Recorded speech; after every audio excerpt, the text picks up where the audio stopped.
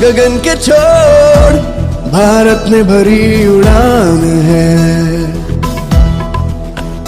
अब आत्मनिर्भर भारत से दूर ना आसमान है। प्रगति और विकास का आनंदोत्सव है। आजादी का अमृत महोत्सव है। ये महोत्सव है नए भारत के निर्माण का, बलिदानों के सम्मान का, महिलाओं के उत्थान का, अब सर्व के कल्याण का। जन जन का उत्सव है, हर मन का उत्सव है। ये महोत्सव है, ये अमृत महोत्सव है।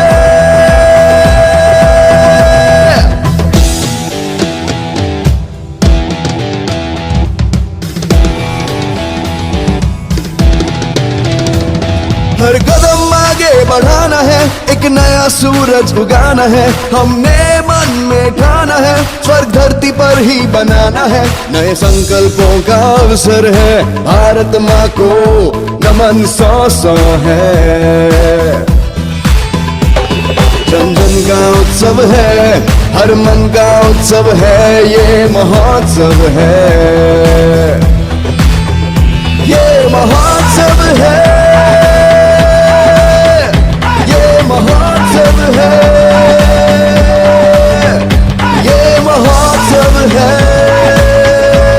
ये अमृत महोत्सव है,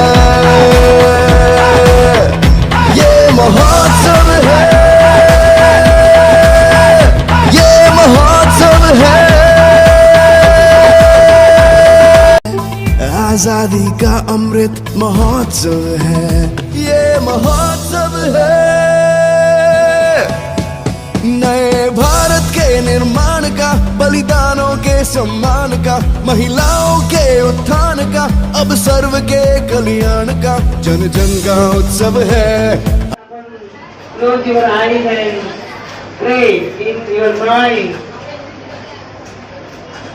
कि जिंदगी में मुझे क्या करना है, मुझे आगे किस लिए बढ़ना है, मैं यहाँ पर किस लिए आया हूँ। I say close your eyes, each and every student.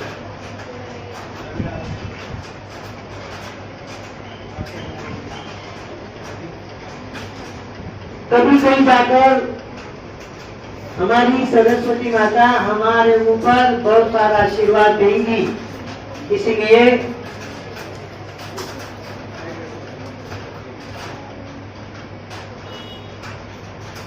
या ठिकाणी आपल्याकडे शिक्षणाची आराध्य देवता सरस्वती मातेचं पूजन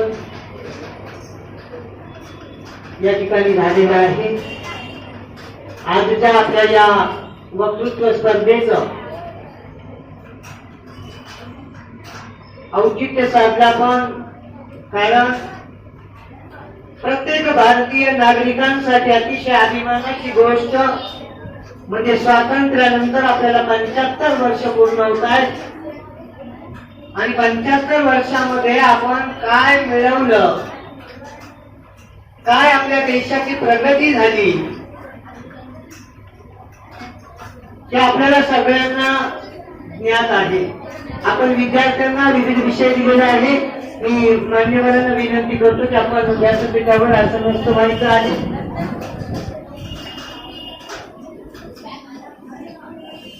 आणि यानंतर ज्या विद्यार्थ्यांचा टोकन नंबर दिला जाईल, कारण सर 5 मिनिटं असणारे प्रत्येक विद्यार्थ्याला, विद्यार्थी गेला की पुढचं टोकन सांगितलं जाईल। तुम्ही नावं नाही लिहिली तरी चालेल। परीक्षकांना माझी विनंती आहे की टोकन नंबर आम्ही दिलेले आहेत, आपल्याकडे त्याची लिस्ट आहे, फक्त तुम्ही मार्क त्याच्यामध्ये लिहायचे आहेत। करायची का सुरुवात?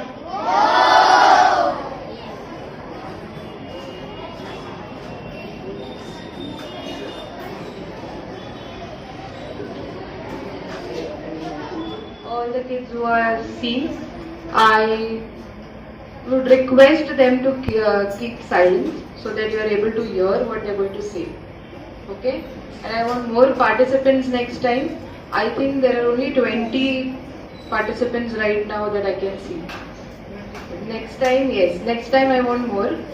Okay, and I will make sure that you get a prize for the winner. Okay, so I want more participants next time. आता 5वी हिमालय मध्ये शिकत आहे.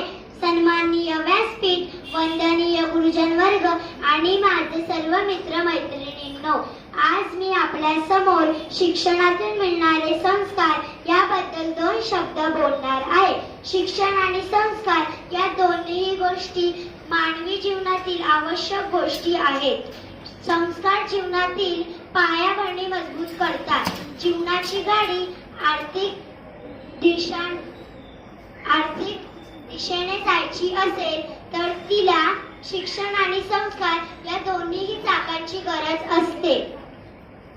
जेव्हा मी पहिलीच्या वर्गात आले तेव्हा मला पहिल्यांदा कसे बसायचे, कसे बोलायचे व सर्वांशी कसे वागायचे हे शिकवले. वेगवेगळ्या पद्धतीने अभ्यास कसा करायचा हेही शिकवले. हळूहळू मला अभ्यासाची गोडी लागली. शाळा आपल्याला शिक्षण आणि संस्कार दोन्हीही चांगल्या पद्धतीने देत असते.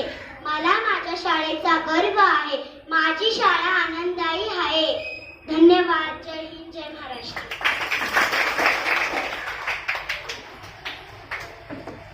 यात्रेमध्ये शिकत आहे. अध्यक्ष महोदय, पूजन गुरुंवर येथे उपस्थित माझ्या बालमित्रांनो, मी आज तुम्हाला 2 शब्द सांगणार आहे. ते तुम्ही शांतपणे ऐकावे ही माझी नम्र विनंती. आपल्या जीवनाविषयी प्रत्येकाच्या काहीतरी अपेक्षा असतात. जीवन जगताना कोणते ध्येय साध्य करायचे हे अनेकांनी ठरवले असते तर बऱ्याचशा जणांना जीवन संपून गेल्यावर देखील या गोष्टीचे भान येत नाही. मला मात्र फारच लवकर ह्या गोष्टीचे भान आले आहे. जीवनात काय करायला आवडेल, काय व्हायला आवडेल याचा विचार करत असताना माझ्या मनाच्या घाबरत्यातून एक उत्तर लगेच समोर आले. मला सैनिक व्हायला आवडेल. सैनिकांचा रुबाब फारसा छान असतो. सैनिकांचे चालणे, बोलणे, वागणे हे सर्व त्यांच्या गोष्टींमध्ये एक वेगळेपणा असतो. सैनिकांची वर्दी फारच सुंदर दिसते. सैनिकांच्या डोक्यावर असणारी टोपी फारच आकर्षक मानतात. प्रत्येकाला त्यांच्या पदानुसार टोपी दिली जाते. मलाही त्यातली पुढे टोक असणारी टोपी खूप आवडते. सैनिकांचे जीवन अगदी शिस्तप्रिय. त्यांची शिस्त त्यांच्या वागण्यातून आणि चालण्या बोलण्यातून प्रत्येक वेळा दिसत असते. टीव्हीवर ज्यावेळी सैन्य दलाशी संबंधित कार्यक्रम लागतो तो कार्यक्रम मी अत्यंत आवडीने बघतो. तो कार्यक्रम बघताना माझे मन एका वेगळ्याच विश्वात निघून जातो. मला सैनिक व्हायला आवडेल याचे एक महत्वाचे कारण सैनिकांच्या देशावर असलेले नितांत प्रेम तर देशावर सगळेच करतात, परंतु सैनिक देशासाठी स्वतःचा जीव द्यायला तयार असतात. ज्यावेळी संपूर्ण देशामध्ये कुठे आणीबाणीची किंवा कठीण परिस्थितीचे निर्माण होते त्यावेळी सैनिकांना बोलवले जाते. सैनिक त्या ठिकाणी आले की तिथली परिस्थिती शांत होते. त्यांचे कर्तव्य मला खूप आवडते. याचा विचार करून मी ठरवलं आहे मी सैनिक होणार आहे. शेवटी जाता जाता शहीद सैनिकांसाठी 2 ओळी बोलणार आहे. देशासाठी लढले ते अमर हातात में झाले, ते अमर हातात में झाले. जय हिंद, जय महाराष्ट्र. राजाराम घोंगे. मी इयत्ता 7वी वनस्पती शिकत आहे. माझी सगळ्यांना नम्र विनंती आहे की मी काही 4 शब्द बोलत आहे ते तुम्ही शांतपणे ऐकावे. माझ्या विषयाचे नाव आहे मलाही सैनिक व्हायचे आहे. आपल्या जीवनाविषयी प्रत्येकाच्या काहीतरी अपेक्षा असतात. जीवन जगताना कोणते ध्येय साध्य करायचे हे अनेकांनी ठरवले असते तर बऱ्याच जणांना जीवन संपून गेल्यावर देखील या गोष्टीचे भान राहत नाही. मला मात्र ही गोष्ट लवकरच लक्षात आली आहे. मला काय करायला आवडेल किंवा काय व्हायला आवडेल ह्याचा विचार करत असताना माझ्या मनाच्या गाभाऱ्यातून एक उत्तर लगेच समोर आले. मला सैनिक व्हायला आवडेल. कारगिल काश्मीर सरहद्दीवरील हिमालयातील अतिशय खडतर हवामानाचा दुर्गम प्रदेशातील ठिकाण. या ठिकाणी सेवा बजावणे हे कोणत्याही सैनिकाच्या आयुष्यातील प्रचंड अवघड काम, अतिशय थंड हवामान आणि सतत दगदगणारी तणावपूर्ण सीमा. पण अशा प्रतिकूल परिस्थितीलाही पुरण उरणार नाही तो जवान कसला. इथला पावसाळा आणि हिवाळा जेवढा जीव घेणार तेवढाच उन्हाळा सुखाव आणि आल्हाददायी. उन्हाळ्यात पहाडावरील बर्फ वितळून पर्वतरांगा हिरव पंचरंगाने रटून जातात. जमीन अशी दिसतच नाही जणू वसुंधरेने हिरवागार शालू परिधान केला आहे.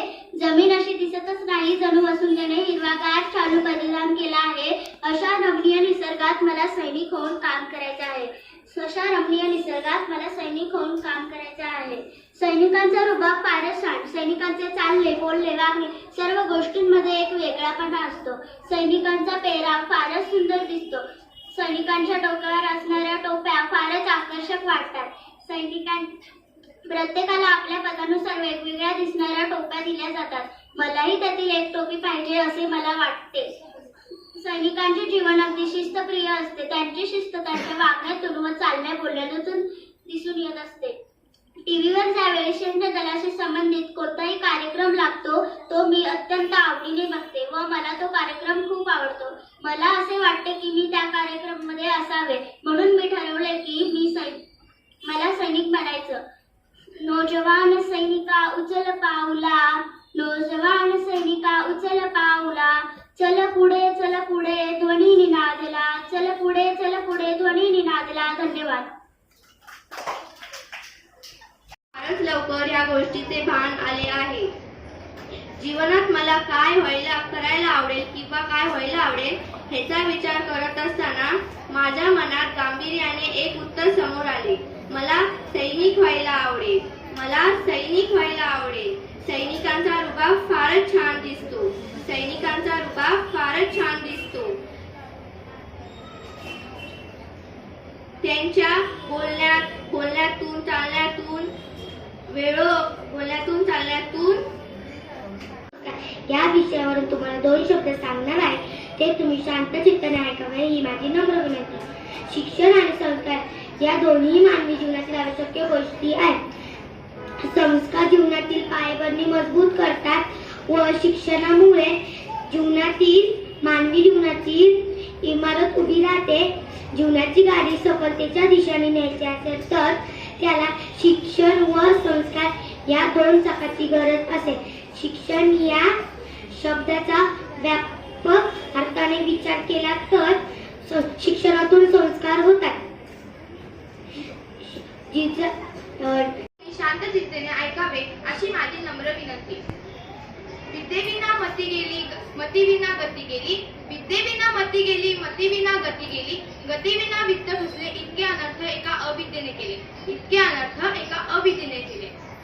शिक्षण आणि संस्कार या दोन्हीही मानवी जीवनातील अत्यावश्यक गोष्टी आहेत. संस्कारामुळे आपल्या जीवनातील पायाभरणी मजबूत होते आणि शिक्षणामुळे आपल्या जीवनाची उत्तुंग इमारत उभी राहणे शक्य होते. जीवनाची गाडी सार्थकतेच्या दिशेने जायची असेल तर तिला शिक्षण आणि संस्कार या दोन्ही चाकाची गरज आहे. शिक्षण या शब्दाकडे व्यापक अर्थाकडे पाहून विचार केला तर शिक्षणातून संस्कार होत आहे अशी जाणीव होते आणि संस्कारातून शिक्षणच होत आहे असे वाटते. शिलाशिवाय विद्या फुकाची आहे या एकाच वाक्यात डॉक्टर बाबासाहेब आंबेडकर यांनी शिक्षण आणि संस्कार या दोन्ही गोष्टींचा अद्वितीय संबंध स्पष्ट केला आहे. अशा प्रकारे शिक्षण आणि संस्कार हे दोन्ही जगण्यातूनही प्रवर्तित होत असतात. जिजाऊंनी शिवरायांना रामायण महाभारतातील धडे शिकवले व न्यायनीतीच्या शिक्षणाबरोबरच स्वदेश प्रेमाचा संस्कारही केला. कर्मवीरांनी अनेक मुलांना शिक्षण दिले परंतु त्यांनी शिक्षणाबरोबरच स्वदेश प्रेमाचा संस्कारही केला. स्वावलंबी शिक्षण हेच आमचे ध्येय असा श्रमप्रतिष्ठेचा संस्कारही केला. आई ही आपली पहिली गुरु असते आणि ती संस्काराची गाथा असते. मुलाच्या इवल्याच्या हाताला धरून चालवणाऱ्या मातेने आपल्या मुलाला जीवनाच्या वाटेवरून चालताना उपयोगी पडतील असे संस्कार केले पाहिजे. वडील हे आपल्याला शिस्त लावतात. ते आपल्याला ओरडतात म्हणजे ते आपल्यावर प्रेम करत नाही असे नाही. ते आपल्याला विविध प्रकारच्या गोष्टी शिकवतात जसे की लोकांशी कसे वागावे, कसे बोलावे, मोठ्यांचा आदर करावा अशा गोष्टी सांगत असतात. आई वडील हे आपल्याला शिस्त आणि संस्कार लावण्याचा खूप प्रयत्न करतात.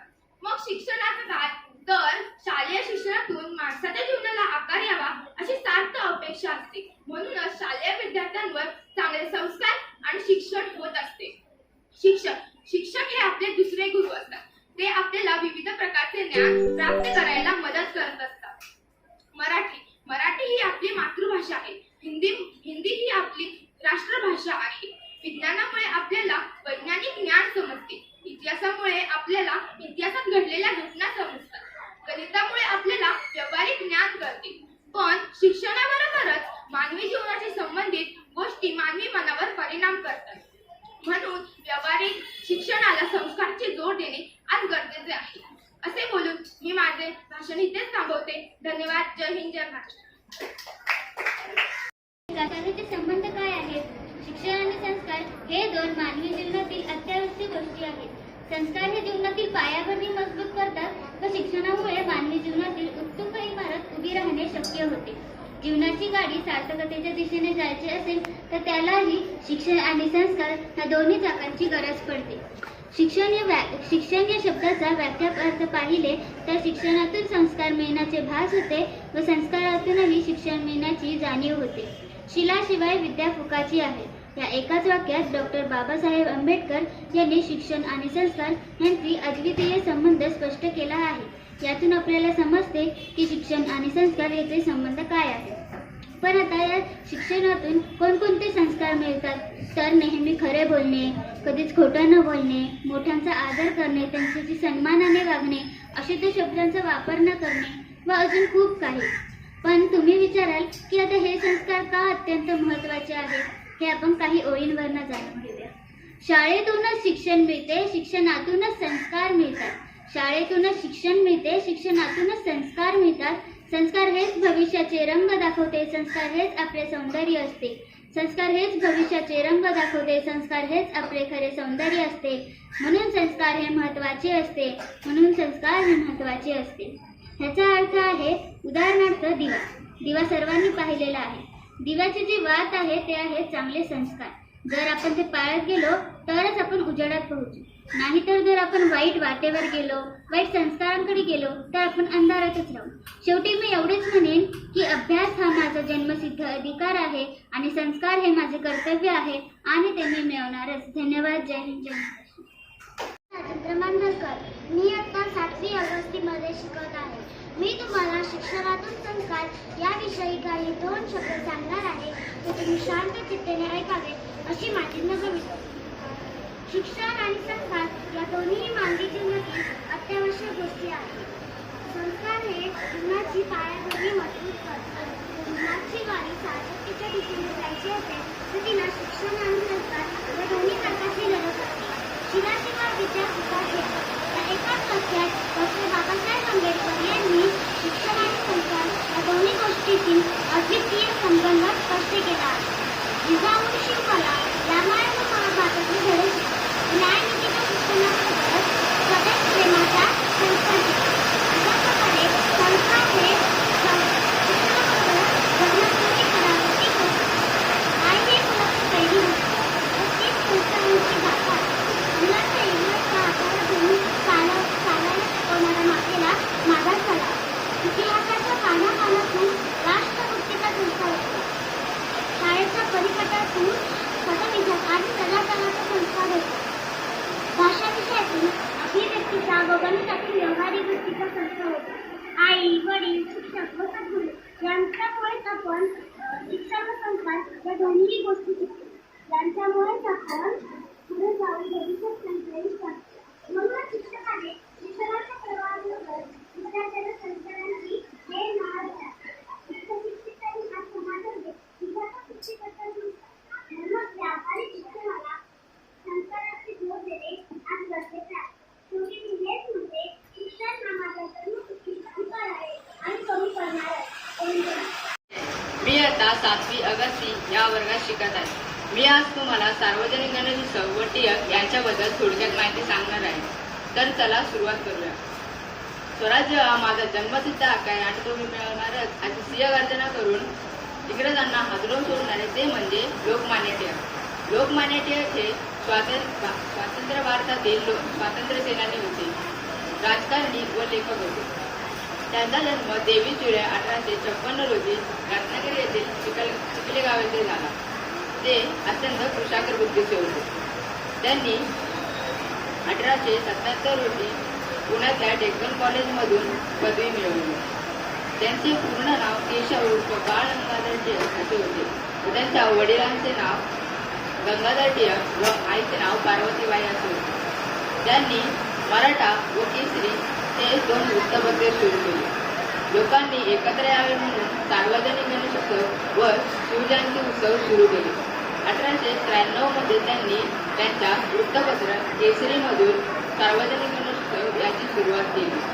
मुंबईमध्ये सार्वजनिक गणेशोत्सव आले की लालबागचा राजा व चिंचपोकळीचा चिंतामणी हे 2 प्रसिद्ध असे सार्वजनिक गणेशोत्सव आहेत. आम्ही आमच्या इथला पारकाटचा राजा व चिंचपोकळीचा चिंतामणी हा 2 सार्वजनिक गणेशोत्सव बघण्यास दरवर्षी जातो. जाता जाता मी लोकमान्य टिळक यांस भावपूर्ण आदरांजली देऊन तुमची रजा घेतो. जय हिंद, जय महाराष्ट्र. आता 7वी ऑगस्टमध्ये शिकत आहे. आज मी तुम्हाला शिक्षणाचे संस्कार याबद्दल 2 शब्द सांगणार आहे. ते तुम्ही शांत चित्तेने ऐकावी अशी माझी नम्र विनंती. शिक्षणाचे संस्कार हे मानवी जीवनातील अत्यावश्यक गोष्टी आहेत. संस्कार आपल्याला पायाभरणी मजबूत करतात व शिक्षणामुळे आपली उत्तुंग इमारत उभी राहणे शक्य होते. जीवनातील गाडी सार्थकतेच्या दिशेने जायची असेल तर तिला शिक्षण व संस्कार या दोन्ही चाकाची गरज असते. शिक्षण म्हणजे फक्त वहीपेन नव्हे तर बुद्धीला सत्याकडे व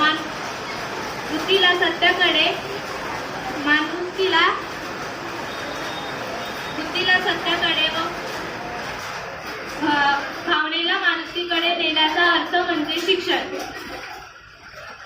शिलाशिवाय विद्या फुकाची आहे या एकाच वाक्यात डॉक्टर बाबासाहेब आंबेडकर यांनी शिक्षण व संस्कार या दोन्ही गोष्टींचा संबंध स्पष्ट केला. शिक्षण हे सर्वांसाठी आवश्यक आहे. शिक्षण आपल्याला ज्ञान देते. शिक्षण हे प्रत्येकाने घेतलेच पाहिजे. संस्कार आपल्याला चांगली सवयी शिकवतात व संस्कार आपल्याला चांगली शिस्त देतात. धन्यवाद. सर्वांना माझा नमस्कार. माझे नाव अंकिता चंद्रकांत मुंडे. मी 5वी इयत्तेत शिकत आहे.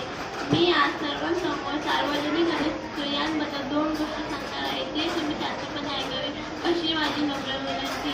गणेश चतुर्थी हा हिंदू धर्माचा सार्वजनिक सण आहे. गणेश चतुर्थी ऑगस्ट सप्टेंबर या महिन्यात साजरी केला जातो. घरांमध्ये गणपतीचा सुंदर साजरा करतात.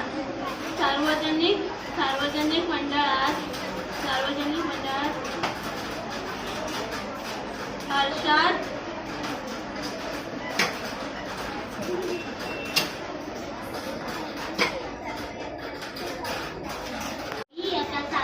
मंगळ या इयत्तेमध्ये शिकत आहे. आज मी तुम्हाला शिक्षणातून संस्कार या विषयाबद्दल 2 शब्द सांगणार आहे. ते तुम्ही शांत चित्तेने ऐकावी अशी माझी नम्र विनंती.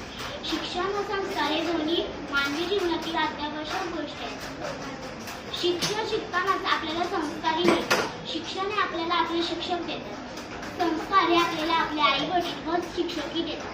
सगळेजण आपल्याला संस्कार शिकवतात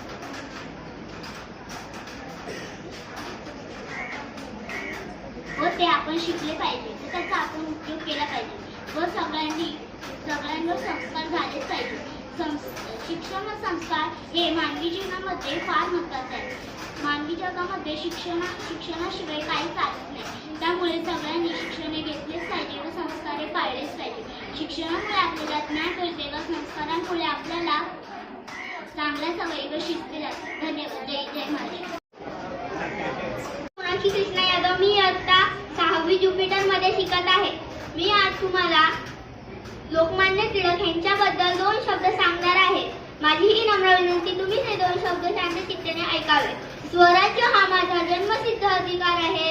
स्वराज्य हा माझा जन्मसिद्ध अधिकार आहे आणि तो मी मिळवणारच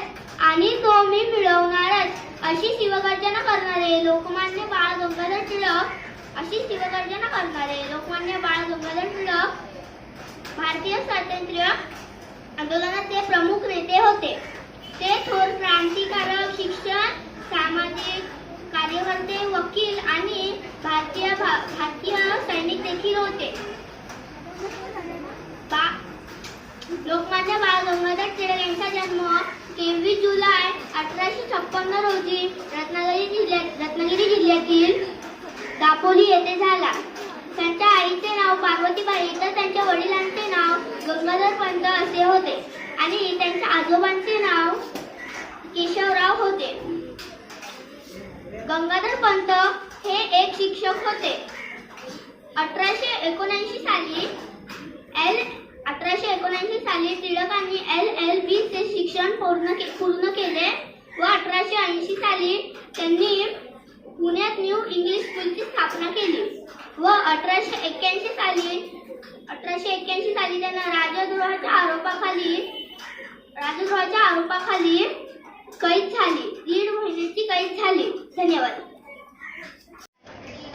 नमस्कार, माझे नाव अर्जुन वंतावाले. मी इयत्ता 6वी मंगलमध्ये शिकत आहे. मी आता लोकमान्य टिळक आमचे प्रेरणास्थान या विषयात भाषण सांगणार आहे.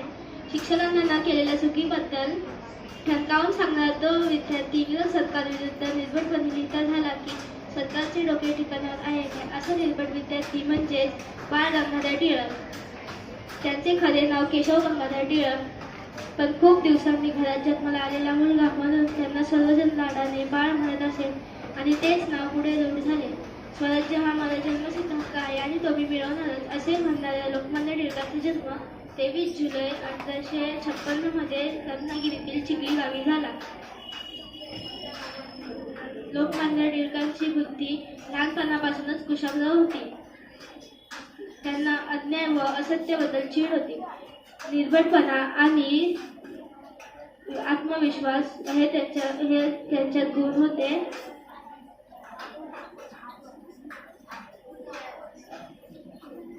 शाळेमध्ये वहीमध्ये संत शब्द संत आणि सनत अशा आत्मविश्वासाने शिक्षकांना सांगून तो बरोबरच आहे असे सांगून त्यांनी शाबासकी मिळवली होती. त्यांच्या वयाच्या 10व्या वर्षी त्यांच्या वडिलांची बदली पुणे येथे झाली आणि त्यांचे शिक्षण व कार्यक्षेत्र पुणे हेच घडून गेले. 1872 मध्ये festival like Ganeshotsav and Shiv Jayanti. He write many books on Indian history, culture and Hindustan, such as greatest freedom fighter Lokmanya Tilak passed away in 1st August 1920. Thank you. हक्क आहे आणि तो मी मिळवणारच अशी शिरगर्जना करणारे लोकमान्य टिळक. माननीय सन्माननीय व्यासपीठ, वंदनीय शिक्षक वर्ग आणि माझ्या मित्रमैत्रिणींनो, सर्वांना माझा नमस्कार. माझे नाव पूनम युवराज खाडे. मी आता 7वी व्यासमध्ये शिकत आहे. मी आज तुम्हाला लोकमान्य टिळक यांची यशोगाथा सांगण्यास उभी आहे. लोकमान्य टिळक यांचा जन्म 23 जुलै 1856 रोजी रत्नागिरीतील चिखली या गावी झाला. त्यांचे पूर्ण नाव बाळ केशव गंगाधर टिळक असे होते. त्यांच्या वडिलांचे नाव गंगाधर व आईचे नाव पार्वतीबाई होते. लोकमान्य टिळक लहानपणापासूनच कुशाग्र बुद्धीचे होते. आत्मविश्वास आणि निर्भीडपणा हे त्यांचे गुण होते. लोकमान्य टिळक यांनी 1877 मध्ये पुण्यातील डेक्कन कॉलेजमध्ये पदवी मिळवली. केसरी व मराठा हे वृत्तपत्र त्यांनी सुरू केली. शेतकऱ्यांना एकत्र येण्याचे आवाहन दिले. लोकांनी एकत्र यावे म्हणून त्यांनी सार्वजनिक गणेशोत्सव व शिवजयंती उत्सव सुरू केले. इंग्रजांच्या विरुद्ध आवाज उठवल्यामुळे त्यांना अनेकदा तुरुंगवास भोगावा लागला. मंडाऱ्याच्या तुरुंगात असताना त्यांनी गीता रहस्य हा ग्रंथ लिहिला. ब्रिटिशच्या अधिकाऱ्यांनी त्यांना भारतीय अशांततेचे जनक असे म्हटले. 1 ऑगस्ट 1920 रोजी त्यांचे निधन झाले. लोकांना स्वातंत्र्याचा मार्ग दाखवणारा दीपस्तंभ मावळला. आजच्या थोर नेत्यास माझे कोटी कोटी प्रणाम. धन्यवाद. माझे नाव सोम सदानंद माडे. मी आता 7वी वाल्मिकी 3 मध्ये शिकत आहे. मी आज तुम्हाला शिक्षणातून संस्कार काही 2 शब्द सांगणार आहे. तर तुम्ही शांतचित्ताने ऐकावे ही माझी नम्र विनंती. शिक्षणातून संस्कार होतात असा भास होतो व संस्कारातून शिक्षण होतात असल्याची जाणीव होते. विद्या फुकाची आहे या एका वाक्यात डॉक्टर बाबासाहेब आंबेडकर यांनी शिक्षण व संस्कार या 2 गोष्टीतील अद्वितीय संबंध स्पष्ट केलेले आहे. जिजाऊंनी शिवबाला रामायण महाभारताचे धडे शिकवले पण शिक्षणासोबतच देशप्रेमाचा संस्कार केला. कर्मवीर यांनी अनेक मुलांना शिक्षण दिले परंतु शिक्षणाबरोबरच स्वदेश स्वावलंबी शिक्षण हेच आमचे ब्रीद असा संस्कार केला. शाहूंनी शिक्षणासोबतच कला सांस्कृतिक वसा कोल्हापूरच्या मातीला बहाला केला. मी इथे माझे 2 शब्द थांबवत आहे. जय हिंद जय महाराष्ट्र.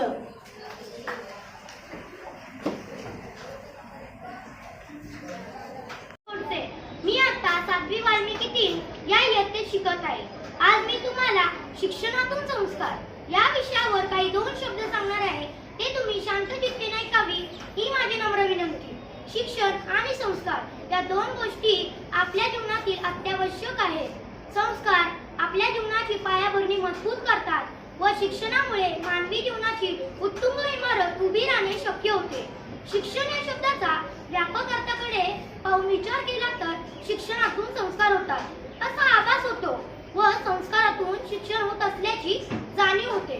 शिक्षणाशिवाय विद्या फुकाची आहे या एकाच वाक्यात डॉक्टर बाबासाहेब आंबेडकर यांनी शिक्षण आणि संस्कार या दोन्ही गोष्टीतील अद्वितीय संबंध स्पष्ट केला आहे. जिजाऊने शिवबाला रामायण व महाभारताचे धडे शिकवले व न्यायनीतीच्या शिक्षणाबरोबरच स्वदेश प्रेमाचा संस्कार केला. शालेय शिक्षणातून माणसाच्या जीवनाला आकार यावा अशी सार्थ अपेक्षा आहे आणि म्हणूनच शालेय शिक्षणाच्या विद्यार्थ्यांमध्ये संस्कार होणे अभिप्रेत आहे. त्यामुळे मी तुम्हाला एक गीत सादर करून दाखवणार आहे. शिक्षण शिक्षण कशासाठी? आपल्या सर्वांच्या भल्यासाठी. शिक्षण शिक्षण कशासाठी? आपल्या सर्वांच्या भल्यासाठी. शरीराला श्रमाकडे वळवण्यासाठी, जगण्याचं खरं ज्ञान मिळवण्यासाठी. शरीराला श्रमाकडे वळवण्यासाठी, जगण्याचं खरं ज्ञान मिळवण्यासाठी. बुद्धीला श्रमाकडे वळवण्यासाठी, अज्ञानाला दूरवर पळवण्यासाठी. बुद्धीला श्रमाकडे वळवण्यासाठी, अज्ञानाला दूरवर पळवण्यासाठी. हृदयाला भावनेकडे वळवण्यासाठी, आत्मविश्वासाची संपत्ती मिळवण्यासाठी. हृदयाला भावनेकडे वळवण्यासाठी, आत्मविश्वासाची संपत्ती मिळवण्यासाठी. शिक्षण शिक्षण कशासाठी? आपल्या सर्वांच्या भल्यासाठी. एवढे बोलून मी माझे 2 शब्द संपवत आहे. धन्यवाद. जय हिंद जय महाराष्ट्र. दर्शन नरसिंह मोरे आहे. मी आज तुम्हाला एका महान व्यक्तीचे मला माहीत असलेले 2 शब्द मी तुम्हाला सांगू इच्छितो. त्या महान व्यक्तींचे नाव आहे स्वामी विवेकानंद. त्यांचा जन्म 4 जानेवारी 1863 साली झाला. कोलकाता येथे झाला. ते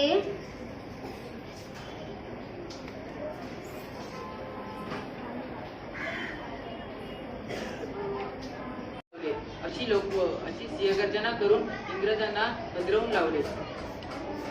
लोकमान्य टिळक लहान असताना शाळेत जायचे.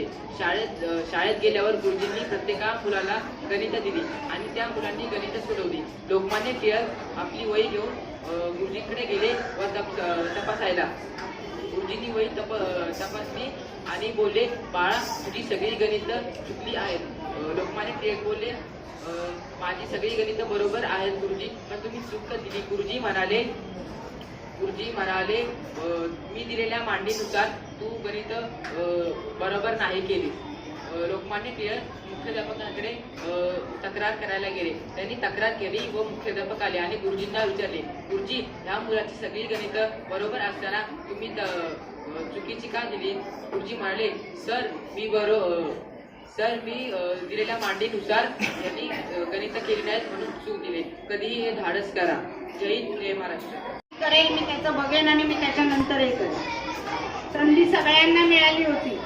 मला वाटतं 10 दिवसांपूर्वीच वक्तृत्व स्पर्धा होणार आहे याची सर्व वर्ग शिक्षकांनी वर्गात माहिती दिलेली होती. तुम्हाला तयारी करायची होती. पण आता इथे समोर बसलेले जे चुळबुळ करतायत त्यांनी कुठल्या मी विनंती करते की त्यांनी तुम्हाला मार्गदर्शन करावं.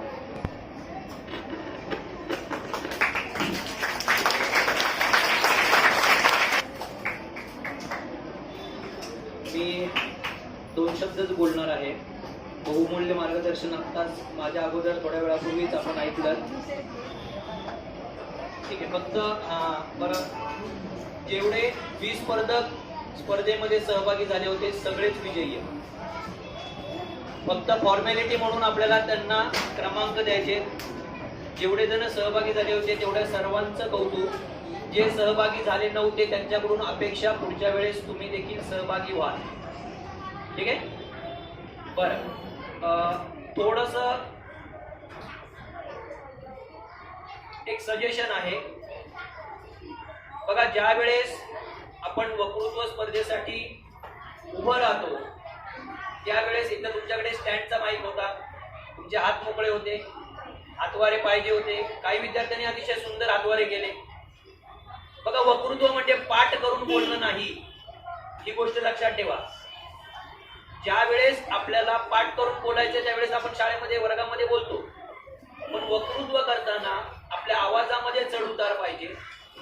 स्वराज्य हा माझा जन्मसिद्ध हक्क आहे आणि तो मी मिळवणारच.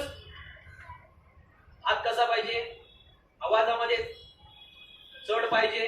या गोष्टी ज्या आहेत या वक्तृत्वामध्ये अत्यंत महत्वाच्या आहेत. सर्वांनी अतिशय चांगल्या पद्धतीने प्रयत्न केला. फक्त एकच लक्षात ठेवा, यावेळेस आपला नंबर नाही आला हरकत नाही, पुढच्या वेळेस आपण आणखी त्याच्यापेक्षा जास्त जोमाने तयारी करूया. ठीक आहे. आता तुम्ही कोणत्या वर्गात आहात, काय आहात माहित नाही. ज्यावेळेस इथे परीक्षणाची जबाबदारी माझ्यावरती आल्यानंतर मी सगळ्या या बारीक गोष्टी जिथे आम्ही पॉइंट्स ठेवले होते की हावभाव कसे होत आहेत, हातवारे कसे होत आहेत, उच्चार कसे आहेत, आवाजाचा चढ उतार कसा आहे, या सर्व गोष्टींनुसार आम्ही तिथे मार्किंग करत होतो. ठीक आहे. मला एक सांगायचं, मी मॅडमना मगाशी बोलताना बोललो की 16 नंबर टोकन जो आहे तो विद्यार्थी एवढा चांगला बोलायला त्याने सुरुवात केली. मला असं वाटलं की नाही आता हा बक्षीस घेऊन जाणार. माझ्या मनाचा असा ग्रह झाला न झाला तो त्याने तिथे विराम घेतला. बघा, वक्तृत्व स्पर्धेमध्ये तुम्हाला टाइम लिमिट असतं. त्या टाइम लिमिट पेक्षा कमी बोललात तर तुमचे मार्क्स मायनस मध्ये जातात आणि जर जास्त बोललात तरी मायनस मध्ये जातात. म्हणजे त्याला आपली टाइम मॅनेजमेंट त्याला म्हणतात. वेळेचं नियोजन जे आहे ते आपल्याला करता यायला पाहिजे. माझी त्याला रिक्वेस्ट असेल, त्याचं नाव काय आहे मला माहित नाही, महाडी. बरं, हा, याच्यासाठी एकदा हातवरती करा. कारण त्यांनी जेवढं काही तो बोलला अतिशय उत्कृष्ट बोलला आणि मला तुझ्याकडून पुढच्या वेळेस अपेक्षा आहे की तू पूर्ण वेळ घेऊन पूर्ण विषय सर्वांपर्यंत पोहोचवशील आणि पहिला नंबर घेशील. ठीक आहे. माझ्याकडून तुला शुभेच्छा. सर्वच स्पर्धकांना पुढच्या येणाऱ्या स्पर्धांसाठी शुभेच्छा. आणि या ठिकाणी मला परीक्षणाची संधी दिली त्याबद्दल मी विद्यार्थी परिवाराचे, विद्यार्थी विद्यालयाचे आभार व्यक्त करतो. आणि माईक मी शेख सरांकडे. शेवटची फक्त 5 मिनिटं आपण घेणार आहोत. बऱ्याच विद्यार्थ्यांनी स्पीच लिहून घेतले, माहिती आणली, नेटवर शोधलं, पण विषयाची जी सांगड जी घालायला पाहिजे होती की काय प्रेरणा मिळते आम्हाला, लोकमान्य टिळकांकडून काय घ्याल. सार्वजनिक गणेशोत्सव आता सध्या कसा आहे, लोकमान्य टिळकांनी कशासाठी सुरू केला होता, शिक्षणातून आपल्याला काय संस्कार मिळतात, काय मिळाले पाहिजे, आपण कोणते संस्कार घेऊन चालतोय. मी मगाशी सांगितल्या पद्धतीने सर्वात प्रथम आज या ठिकाणी आपल्याला जे परीक्षक म्हणून लाभले त्यांचं विद्यार्थी परिवाराकडून आपण हार्दिक स्वागत करतोय. मी करांगे सरांना विनंती करेल की आपण गोलप सरांचं पुष्प देऊन स्वागत करावं.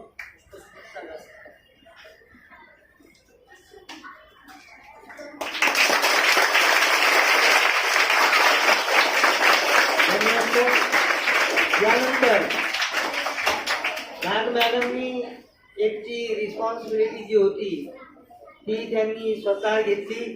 त्यांचंही आपण पुष्प देऊन स्वागत करतो. मी उर्मिला मॅडमला विनंती करेन की आपण नाग मॅडमला पुष्प देऊन त्यांचंही स्वागत करावं.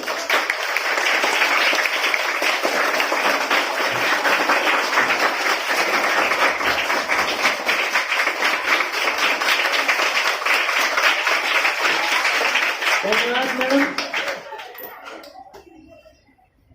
त्या दिवशी झालेल्या ज्या स्पर्धा होत्या त्याच्या अगोदर मी कॉमनवेल्थ गेमचं सांगेन तुम्हाला.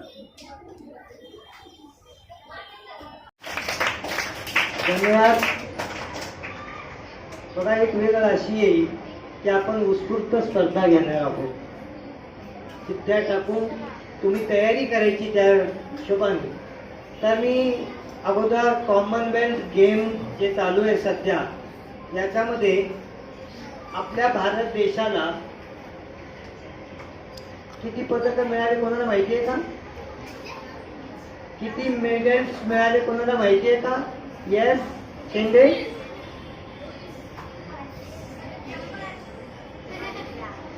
तसं गोळ्या मारायच्या नाही रे. देशाला आज म्हणजे कालपर्यंत 18 मेडल मिळाले. त्याच्यामध्ये 5 गोल्ड मेडल, 6 सिल्वर मेडल आणि 7 ब्रॉन्झ मेडल. भारताचा आपण तिथे स्वातंत्र्याचा अमृत महोत्सवी ते खेळाडू सुद्धा तिथे तिरंग्याची शान ठेवतायत. आपल्याकडे आपण जेव्हा चित्रकला स्पर्धा घेतली संस्थेचा वर्धापन दिन होता 13 जुलैला. 12 जुलैला आपल्याकडे स्पर्धा झाली. या स्पर्धेमध्ये लहान गटातून 57 मधून प्रथम क्रमांक आलेला आहे वैष्णवी सचिन गव्हाळी, अगस्ती 7-1. सेकंड क्रमांक आहे ड्रॉइंग कॉम्पिटिशन मध्ये दिव्या संतोष तांबे 7-1 अगस्ती युनिटी हाऊस. थर्ड क्रमांक आलेला आहे प्राची अंकुश मोरे 7-2 व्याज. आणि उत्तेजनार्थ म्हणून ड्रॉइंग कॉम्पिटिशन मधून आकाश महेंद्र मोरे 6-1. हे झाले चित्रकले स्पर्धेचे. त्यानंतर निबंध स्पर्धा आपल्याकडे होती 1 ऑगस्टला. 1 ऑगस्टला निबंध स्पर्धा झाली. त्याच्यामध्ये उत्तेजनार्थ म्हणून सृष्टी संतोष मांजरे जिने आज वक्तृत्व स्पर्धेमध्ये सुद्धा भाग घेतला होता 5-3 सातपुडा. तृतीय क्रमांक निबंध स्पर्धेमध्ये वैभवी संजय गाडे 6-2 व्हीनस. द्वितीय क्रमांक आहे नियती महादेव मोरे अगस्ती 7-1. आणि प्रथम क्रमांक आहे निबंध स्पर्धेमध्ये दिव्या संतोष तांबे अगस्ती युनिटी. आज ज्या स्पर्धा झाल्या या वक्तृत्व स्पर्धेचा निकाल तुमच्या समोर गोंडप सर सादर करतील. मी त्यांना इन्व्हाइट करतो या ठिकाणी. सर आपण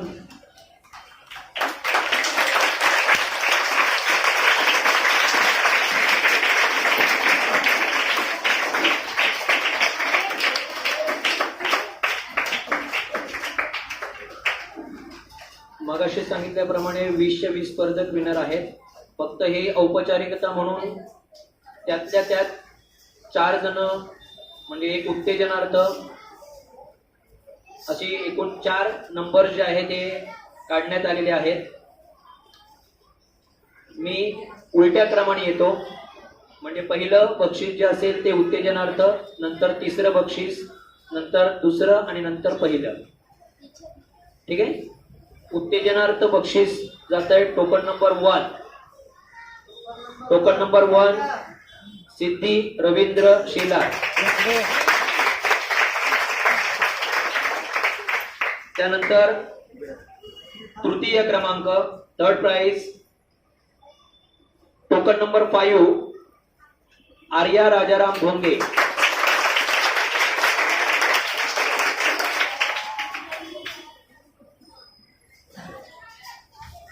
त्यानंतर सेकंड प्राइज द्वितीय क्रमांक टोकन नंबर 11 दिव्या संतोष तांबे. प्रथम क्रमांक कोण असेल?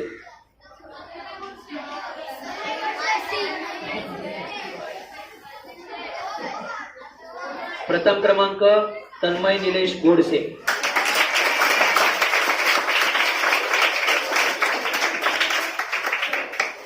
मी मगाशी सांगितल्याप्रमाणे टोकन नंबर 16 नंबर पहिल्या क्रमांकाचा होता, फक्त त्याने विषय कंप्लीट न केल्यामुळे पुढच्या वेळेस त्यालाच मिळणार आहे, गॅरंटी आहे.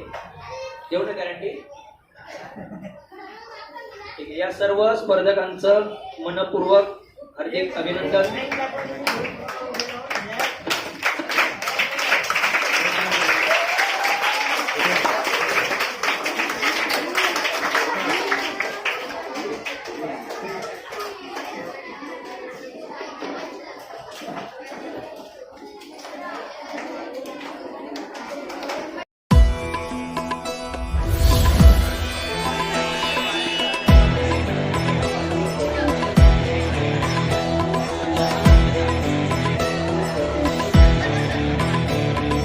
छूने गगन के छोर भारत ने भरी उड़ान है. अब आत्मनिर्भर भारत से दूर ना आसमान है. प्रगति और विकास का आनंदोत्सव है. आजादी का अमृत महोत्सव है. ये महोत्सव है नए भारत के निर्माण का, बलिदानों के सम्मान का, महिलाओं के उत्थान का, अब सर्व के कल्याण का. जन जन का उत्सव है, हर मन का उत्सव है. ये महोत्सव है, ये अमृत महोत्सव है.